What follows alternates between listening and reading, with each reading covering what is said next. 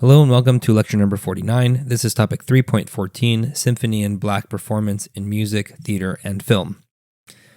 The first learning objective is to describe African Americans' contributions to American music in the 1930s and 1940s.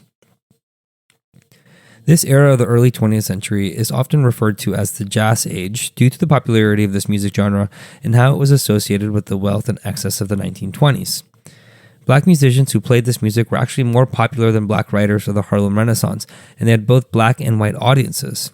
White audiences especially sought this entertainment in the neighborhood of Harlem because, by comparison, white music at this time seemed extremely sedate or bland compared to the new, innovative genres of blues and jazz.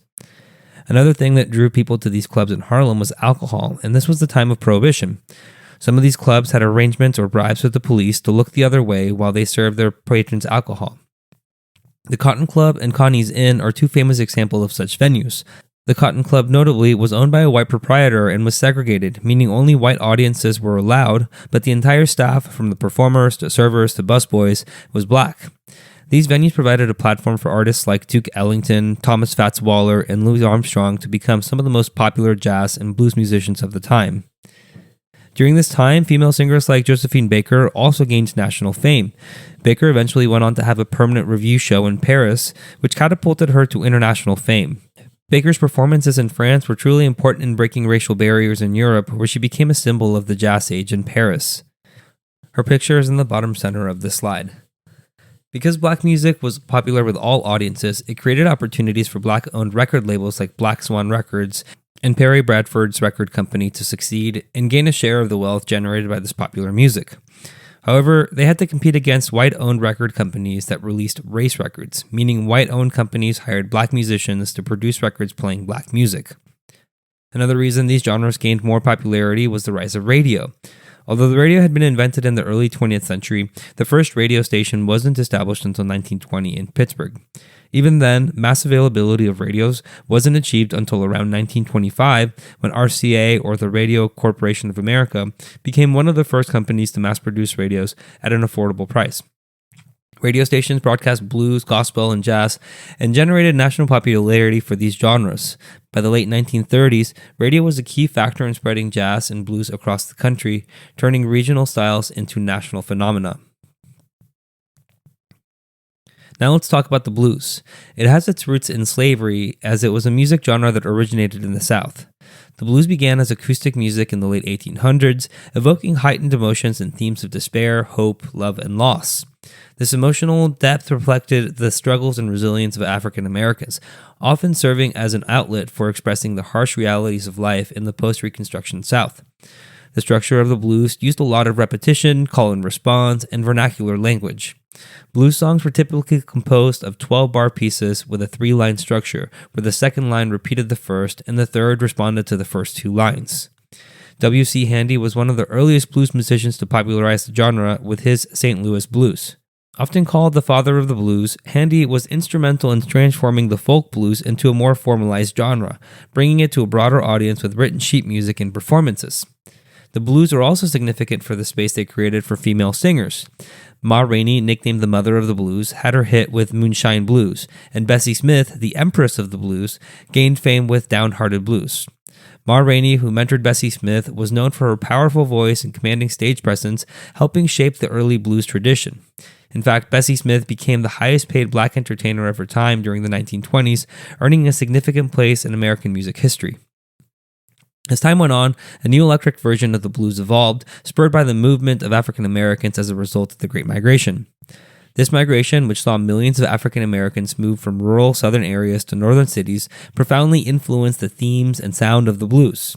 The lyrics began to reflect the new urban life and environment that African Americans moved into, addressing issues like industrial labor, urban poverty, and racial tensions in cities like Chicago and Detroit.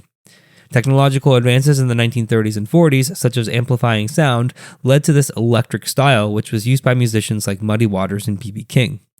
The electric blues, with its amplified guitars and urban themes, became the foundation for the later development of rock and roll, influencing artists like Chuck Berry and Elvis Presley.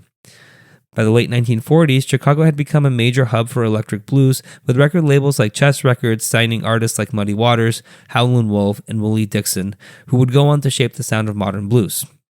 This evolution of the blues from its acoustic roots to the electric style, reflects the adaptability and enduring power of the genre, which continues to influence a wide range of musical styles today.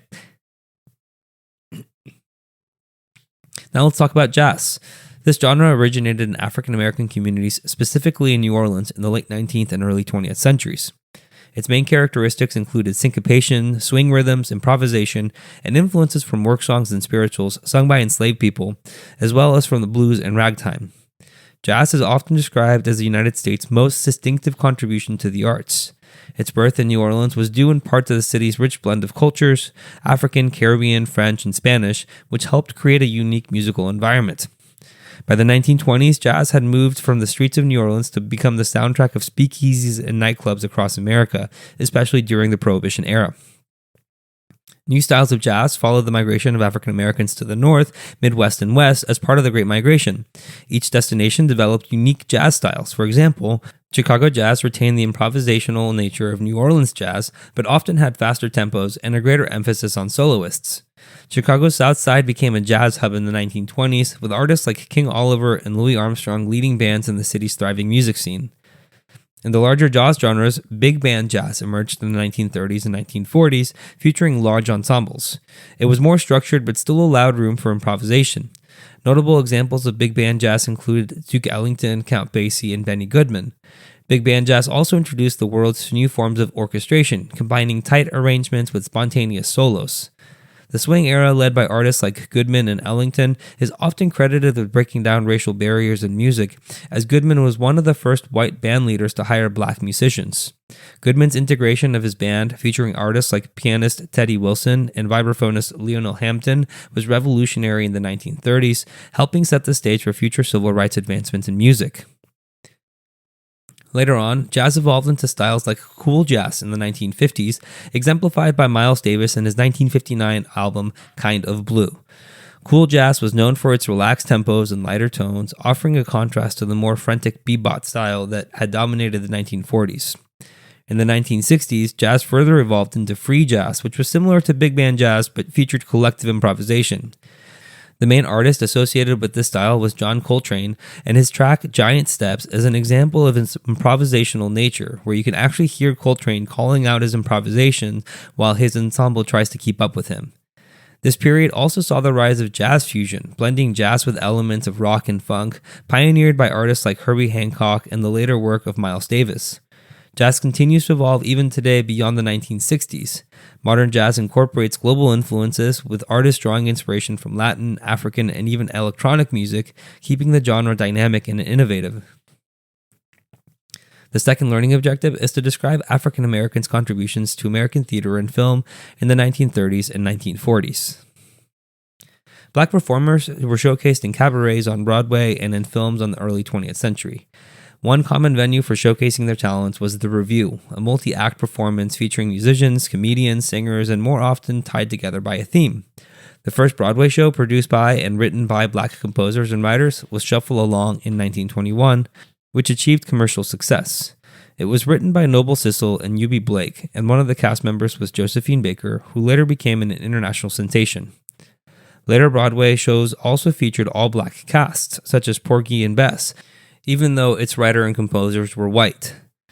Its composer in particular was George Gershwin, a famous composer of the time period. It broke new ground in its portrayal of African American life, although it was also critiqued for relying on stereotypes. In film, Hollywood began to produce black musicals. One major example is Cabin in the Sky, which was adapted from a Broadway show of the same name. This film featured some of the most famous African American singers and actors, including Lena Horne, Louis Armstrong, Duke Ellington, and Ethel Waters. Ethel Waters made history as the first African American to star in her own television show, The Ethel Waters Show. This was a one-time broadcast aired on NBC in 1939. It was a variety show in which she was the main host and MC. Waters also became the first black woman to receive an Academy Award nomination for her role in Pinky in 1949. And finally, to recap, the jazz age popularized music and culture created by African Americans. Blues and jazz, both developed by black musicians in the South, evolved as they were brought north during the Great Migration.